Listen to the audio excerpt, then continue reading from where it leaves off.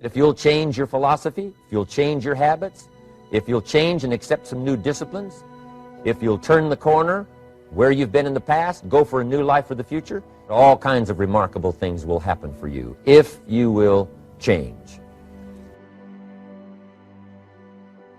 I've been challenged by other people. I've had other people put the mountain in front of me and say, Maxwell, go climb that. And I can tell you right now, I've taken that challenge sometimes and climbed that mountain and felt that I accomplished something great. But let me tell you something about other people's challenges. I may go do that or try to do that, but that may not be where I need to put my time, effort, and energy. Instead of letting other people challenge you, challenge yourself. You know your strengths. You know your dreams. You know your heart. So why don't you sit down and reflect for a moment and ask yourself, what do I really want to accomplish that I haven't accomplished yet? I mean, get on your agenda. Get in your area, in your space, and say, I need to challenge me. When you challenge yourself, you're challenging yourself in an area that is close to your heart, and it's who you are. In other words, the closest way to meet a challenge with a great sense of authenticity is to challenge you.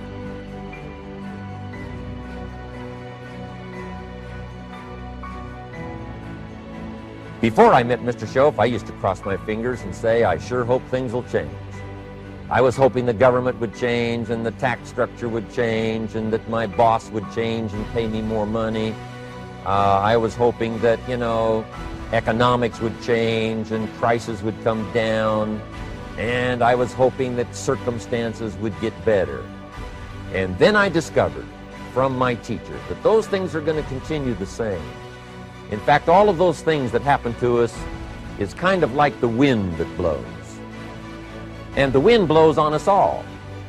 But if you just let the wind blow, I'm telling you, it won't take you where you want to go. All of us must use this wind to take us to the dreams we've got, to the equities we want, to the money we want, to the income we want, and to all the things we want our life to have. This is where we want to go, and we've got a good wind, but we must not leave our future just to the wind, just to the economy, just to the structure of the way things are happening today. When we first start out in life, we are enthusiasts. Our vision is bright and alluring, and we feel confident we're going to win out, that we shall do something distinctive, something individual, unusual. But after setbacks and failures, we lose heart, and faith in our vision dies. Then we gradually awaken to the fact that our ambition is beginning to deteriorate.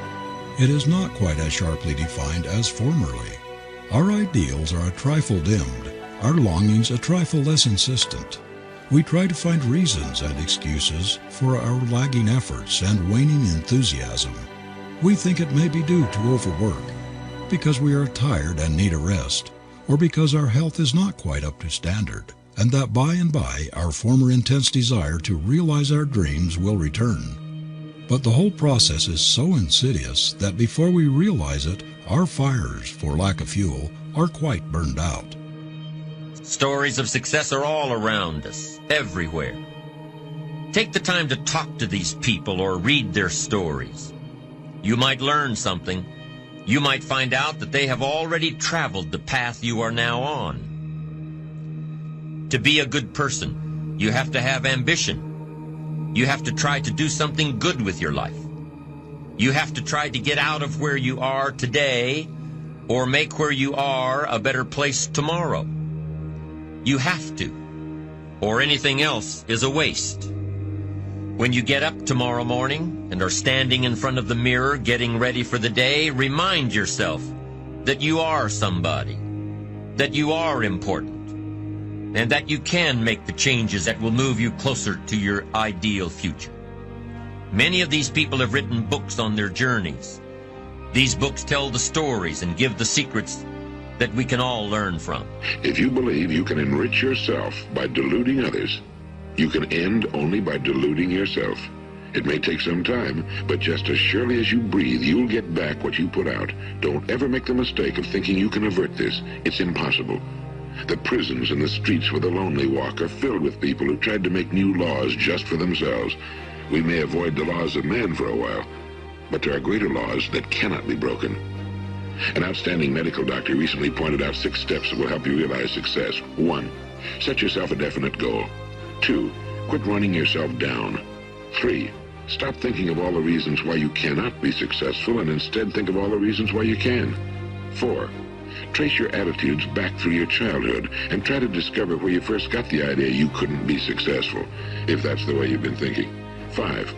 Change the image you have of yourself by writing out a description of the person you would like to be. And 6. Act the part of the successful person you have decided to become. What we get out of life depends very largely on fidelity to our visions. If we believe in them, we will not let them die for lack of nursing.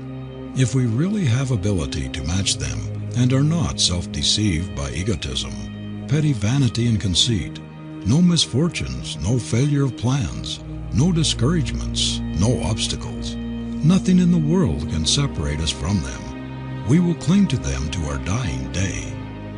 The man who believes in his life vision, who is not a mere egotist or idle dreamer, who sees in his desire a prophecy of something which he is perfectly able to make come true. He is the man who has ever made the world move. He flings his life into his effort to match his vision with its reality.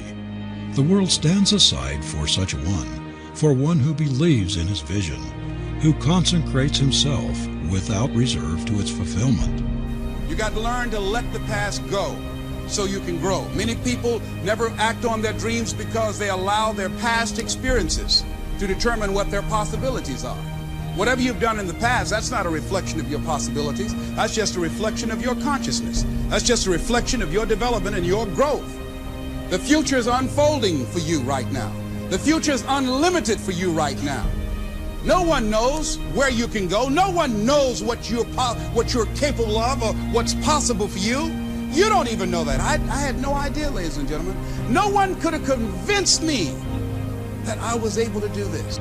So as you begin to look at this decade and affirming that this is your decade, as you set goals that will make you stretch, that will bring out the best in you, as you begin to remove the negative, toxic people from your life, as you decide to take some chances in life, and that's one of the things that's very important. Viscott said, if you're not willing to risk, you cannot grow.